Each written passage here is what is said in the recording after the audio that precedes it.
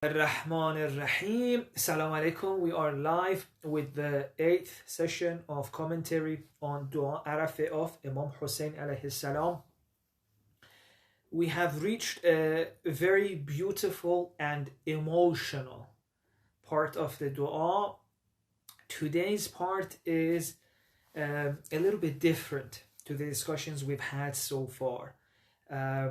We are going to enter a new stage in the dua, and I hope that inshallah we can benefit in the same way that we benefited from the previous parts of the discussion.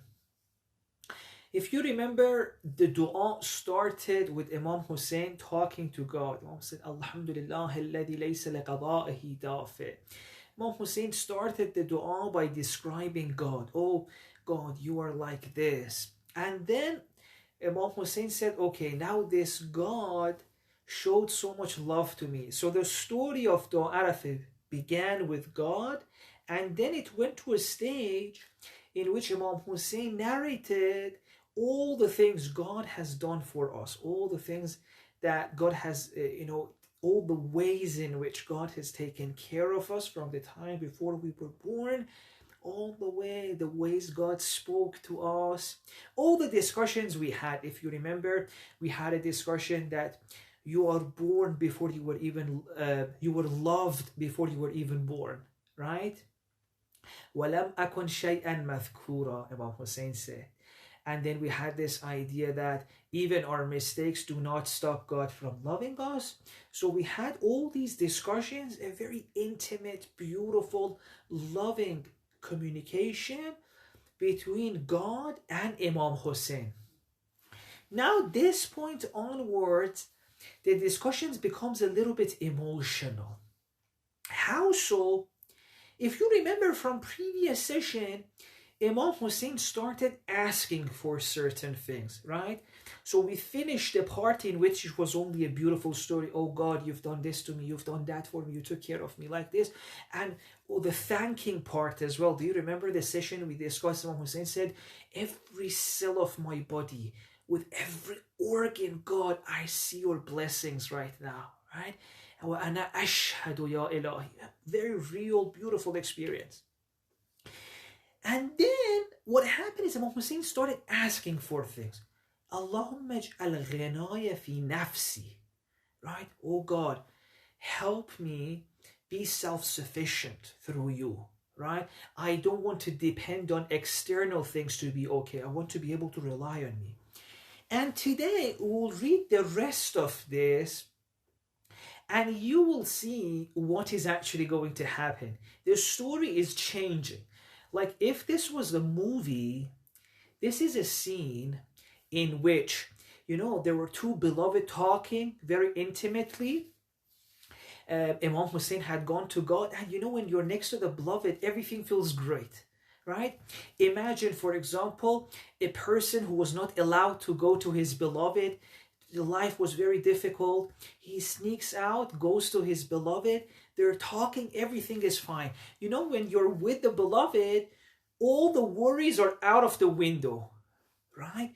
Like you don't think about anything, about your job, about deadlines, about this, that, nothing. Everything feels fine, right? And we had that session that we discussed about Imam Hussein saying, God, I look around and I see so much blessing. Everything is great, right? But now, how come Imam Hussein is starting to ask for certain things? Well, now is the moment that the meeting is about to finish, right? Imagine you're next to the beloved, everything's great, but the moment of saying goodbye is coming close. And as the goodbye moment, the farewell moment gets closer, now suddenly you realize, oh, I have to go back among other people, right? Oh, all the worries are going to start again, right? It was great, everything is great, but now I'm not going to have like you directly like this. Of course, Imam Hussein always had God, but this was a, one-on-one moment between Imam Hussein and God, There's this beautiful story about one of our imams, that when they arrest the imam and they put him in prison, he says, oh God, thank you so much. Finally, I get some time now free from the annoyance of people just to talk to you one-on-one, right? So there's a difference between being free from the problems of the world and talking to the beloved one-on-one, or of course being with God, but then among people as well. That's a whole different story. Now Imam Hussein has to go back to normal life. And we know what is ahead, right? In this dua, you will see that there are a lot of sentences which seem to be referring to what's going to happen in Karbala. Allah will read to them, right?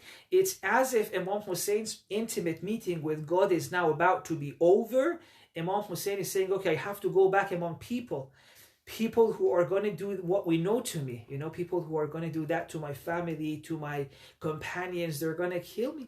I'm going to go towards them, God, right? So now that I'm with you, I want to say a few things that when I'm there, you'll take care of me. It's very beautiful. So this is, if it was a movie, this is the scene we are in right now, right?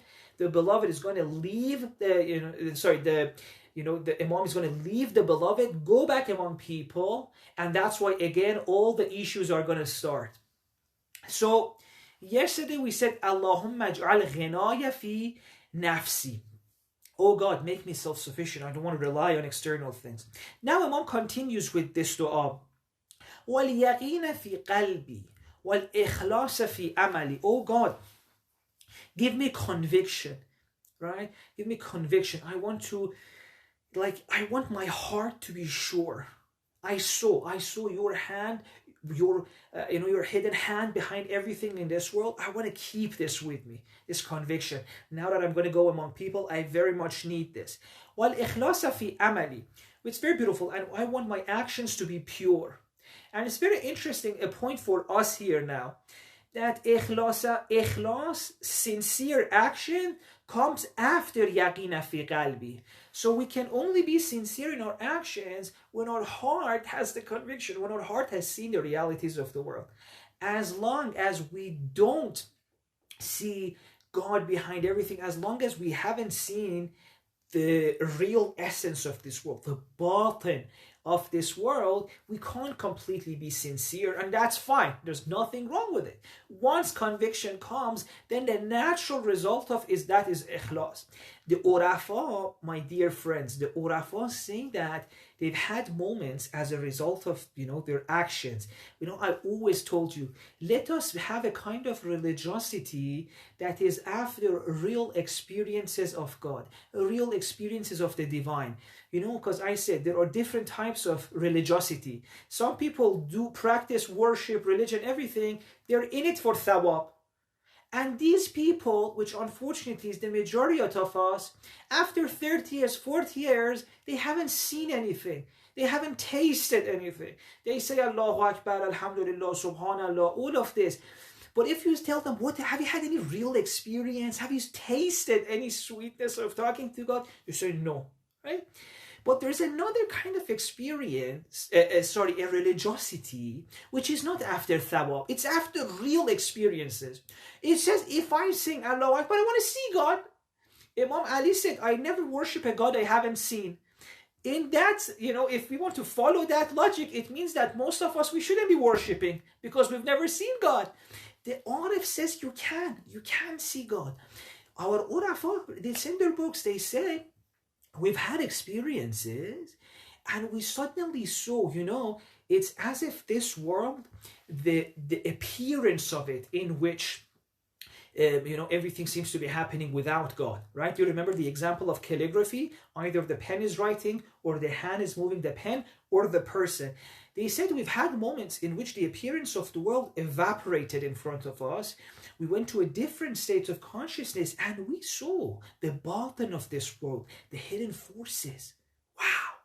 Once you see that, yaqina fi qalbi, then ikhlasa fi amali. After that, it's very easy to be sincere, right? Once you see that Sheikh Jawad evaporated right in front of your eyes and you saw the hidden forces behind it, you saw God's hand everywhere, you saw God everywhere, then it's so easy that when you're praying, you only pray for God. It becomes so easy to be sincere, do only things for God, because you see there's no one else other than God. Imam Hussein later on in Dua Arafah we read, Imam Hussein says, oh God, I want to see you in everything. So slowly, you will find God within everything. Right now, we only look for God in the mosque or Husainiya or in the Quran. But slowly, Imam Hussein says, as part of our spiritual journey, we see God in everything. And once you see God in everything, then everyone else is gone. There is only God left. There's nothing else. And at that stage, ikhlas is the only thing you can do. When there's only God, you'll only do things for God because there's no one else there. So وَالْيَقِينَ فِي قَلْبِي وَالْإِخْلَاصَ فِي عَمَلِي. And then Imam says, وَاجْعَلْ نُورَ فِي بَصَرِي. Again, نُورَ فِي بَصَرِي. I want to have this real insight, this vision. Imam says, put light into my vision. What does that mean? It means I want to look at the world and see these things. You know, this experience, as I said, this is the type of religion we want. Not religion for sawab. Forget about that. Religion for experiences. We want to see things. We want to experience things, taste things. وَالْبَصِيرَةَ فِي دِينِي. I don't want just any religion. No, I want a religion that gives insights, that has visions. I want visions, experiences. وَمَتَّعْنِي بِجَوَارِحِي. And enable me to benefit from my body that I've been given. And then وَاجْعَلْ سَمْعِي وَبَصَرِي الْوَارِثِينَ مِنِّي. And enable my insight, my vision and hearing to be my inheritors, which has been interpreted in so many different ways. I don't have time. I won't go that much into it. But it probably means that so that, you know, I benefit from what I'm seeing and what I'm hearing. Some people say that it could mean that Al-Warithina minni, may my vision and my hearing be inheritors from me. It means maybe, it means that may they be in the control of my higher self. So they only see what I want them to see, and they only hear what I want them to hear, in the control of my higher self. And some people say that as a result of that, slowly what happens is that a new vision and a new hearing is created for a person. You know, we have this hadith from the Prophet that if only you lived well, if only you took care of the way you live, you weren't only after thawab. Nah, forget about that. If you were real, then Prophet says you could see what I saw and you could hear what I hear, right? The Prophet received revelation, saw the realities of the world, could, you know, hear things, see things. The Prophet said every single one of you can see and hear as well. If only you live well. This is why I always said, let's move away from a religion that only wants to give you sawab to a religion that Prophet says it guarantees you can see the realities of the world. So some of the Arafah saying that when we come to the world, that we've been given a physical body. We've got eyes, we've got ears, this beautiful mouth we have.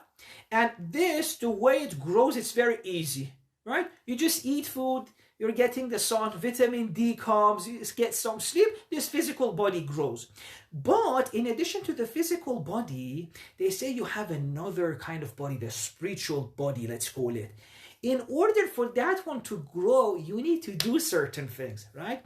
So for example, now there are so many realities in the world we're not seeing. For these, we need that spiritual eye, if we can call it. There are so many things prophets saying are happening. We're not hearing them. We need the spiritual ear. And for these to grow, for the spiritual body to grow, we need to be living well, acting well. And that's in our hand, okay? And inshallah, one session we'll talk about that more. And then وَانْصُرْنِي عَلَى مَنْ ظَلَمَنِي. Now, see, the Imam is going to leave. So as I said, till previous session, it was intimate discussion between God and Imam Hussein, and there was not one single worry there. If you remember in the first few sessions, God, you're loving me, you're taking care of me. But now that the dua is about to finish, Imam is leaving this meeting. Imam is saying, God, I'm going to go back among people. There are some there who have bad intentions to harm me, right? So don't leave me during that time. But now look how beautiful it is. Imam is not like, I want them to get hurt or anything. No, the way Imam prays is very beautiful for us to learn when we will read it. خب اللهم اكشف كربتي واستر عورتي واغفر لي خطيئتي, etc., etc. Imam is asking for things. And then Imam also against his God. It's very beautiful. Imam again starts thanking God as if to say that, I'm asking these things for you, but there's really no need because you've been taking care of me even when I didn't ask you for anything, right? So it's very beautiful. We have to know that through all of this, Imam is also teaching us. Imam starts asking for a few things and then starts thanking God, which is telling us, Allah, you are asking, but this is mainly for you. In the asking, we grow. We don't get closer to what we want. God will already give us. Just in the asking, we establish a communication with God, which is just so heartwarming. Why don't you want to talk to the beloved? Right? And it's very interesting. Imam asked a few things for God and then starts thanking him. He says, you know what? Even when I wasn't even there, you did this for me, you did that for me, you took care of me, you did this, you did that, right? Reminding us that our prayer is not so that God takes care of us. God's going to take care of us anyway. Even in the dua of month of Rajab, we say, oh God, who gives to the one who asks him, and oh God, who gives to the one who don't ask him. What does that tell you? Whether you ask God or not, he's going to give you. So why do we ask? Don't you want to talk to the beloved? Right? That's the whole point of dua, talking to the beloved. And if God is not yet the beloved, then that's the issue we need to work with. If only these people, I have to tell you something secretly, so some people who are a little bit annoying don't hear, although I love them so much. I don't know why there are some people who just can't accept that God is loving. Imam Hussein in Dua Arafah comes and shouts that God is loving. God loves you. Even if you do bad, God still loves you. But then there are some people who want to believe in a scary God, a God who punishes, a God who does it. Obviously that God cannot be a beloved. But between you and me, we want to believe in Imam Hussein's God, not those people's God, right?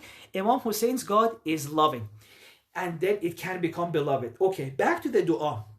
So Imam thanks God and then starts another series of requests, which is very educating for us. I can say that these are mainly spiritual rules that we need to learn, okay?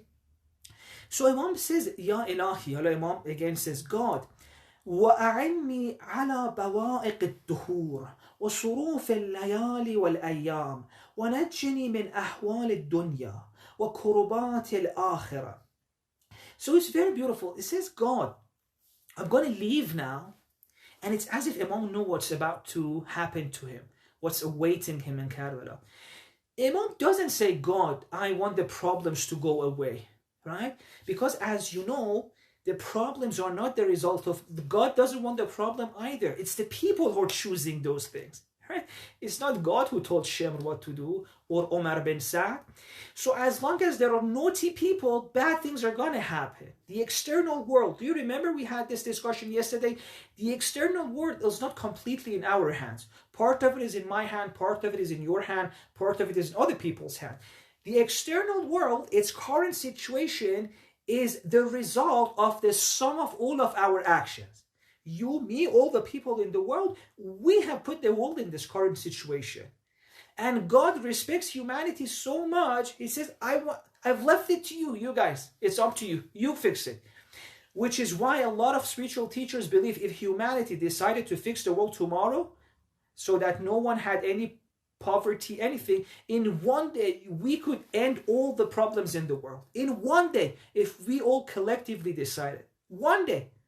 But we don't want. We don't want. Because there are in it gains for us, right? We've all got used to this way of living, and there are some who are greedy, of course. So Imam says the external world, people have made it this mess. But for me, as long as within myself I am connected to God, then I can be okay in any situation, which is very important because Imam said it in Dua Arafah and then proved it in Ashura. He proved it that no matter what happened to him, what they did to him, as long as he had God, which was the whole time, he was fine. And you see that the reporters say on the day of Ashura, as the day went on, Imam's Hussein, it's as if it was brighter and brighter. You could see the shaf on his face. It's not that he was not in pain because of what was happening, but he was also so strong. So it's very beautiful that Imam now doesn't say, God, remove my problems. He says, God, give me the strength, right? وَأَعِنِّي, help me, be my strength. in the calamities of life, in the ups and downs, in situations which can be scary if I don't have you. So in all of these times, be with me, which are beautiful things for us as well to ask God. Oh God, be there for us, right? The ups and downs of life, the stressful events, there are so many things we're scared of. Help us in all of this. Be there for us, be in our heart. And then Imam Hussein says, if you are in my heart, nothing can scare me. Which again, he showed. Lady Zainab showed that. وَمَا رَأَيْتُ إِلَّا جَمِيلًا. And these are the things we should be asking God, you know? Oh God, be there for me in the events which scare me. And then there's this part, where was it? There was this line, فَكْفَنِي Allahumma ma akhafu fakfini. You know, there are so many things which are scary. If you're not there with me, fakfini, be there for me, right? And if you're there for me, that's enough. That's enough. With you, I can take on any challenge, which just shows you how strong you can be. Do you remember? Self-sufficiency through God. This is it. This is where we can get. We can get to a place that no matter what the situation in our life is, we are perfect. We are fine. We're strong. This is what, inshallah, we need to be asking God. And then Imam says a few things which is just a kind of, you know, especially thinking about it on these days, which are we're in Muharram, just really breaks the heart. But it's this. Imam says, وَفِي سَفَرِي فَاحْفَظْنِي. In my journey, be there for me, right? And we can think of Imam's journey to Karbala. It says, فَاحْفَظْنِي, be there for me, protect me. وَفِي أَهْلِي وَمَالِي فَاخْلُفْنِي. And in my, for my family, take care of my family after me. It's as if Imam knew that he's going to leave his family behind, right? وَفِي أَهْلِي وَمَالِي فَاخْلُفْنِي. I know I have to go, take care of them for me.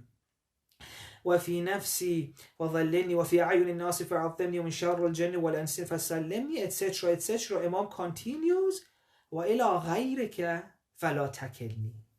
And do not leave me to anyone other than yourself. And inshallah, we will continue tomorrow from this phrase. Just a quick review of what happened today and in Dua Arafah so far. So we started the dua by Imam Hussein just talking to God, as if, always look at it this way. Imam's gone to the beloved and he's so excited. It just only talks about the beloved. God, you're this, you're that. Alhamdulillah, alladhi laysa lighada'ihi dafi. And then wala kasunihi sun'u sa'i jawadun wasi. It says, God, you're like this. And then he says, God, you've done this for me, you've done that for me. You took care of me before I was even born. You made my parents loving to me. You gave me food. You gave me this. You showed love to me before I was even on this world, etc., etc. Even when I made mistakes, you didn't leave me. And God, all my وَلَمْ يَمْنَعْكَ جَهْلِي وَجُرْأَتِي. And then God, I made all those mistakes. You never stopped loving me, etc. You talked to me directly to my heart. You did all of this to me. That was all of this. And then as the dua is about to finish and Imam is going to go back to people away from this direct dua, he says, God, now I'm going to go back to people. They're going to be cruel. There's going to be challenges. There's going to be all of this. So this beautiful communication that we had, can you please secure this in my heart so that even when I'm among them, even when they're throwing the swords at me, if I have you here, I'm going to be fine. And I'm going to be strong. So take care of me. Be here, basically. So this is the goodbye moment. The goodbye moment. And of course, this is a short goodbye. Because in a short time, Mom went back to God. And that's why I always say this is, we have to very much remember this. And they say, as the day of Ashura went on, despite all the pain on Imam Hussein's heart, he had a joy. The joy of going to meet the beloved. So this was the dua so far. Inshallah, we'll continue tomorrow. This will be available on Instagram, IGTV, and inshallah in a few hours on YouTube. As always, take care of yourselves, and I hope you enjoyed this session on commentary on Dua Arafah. Wassalamu alaikum wa rahmatullahi.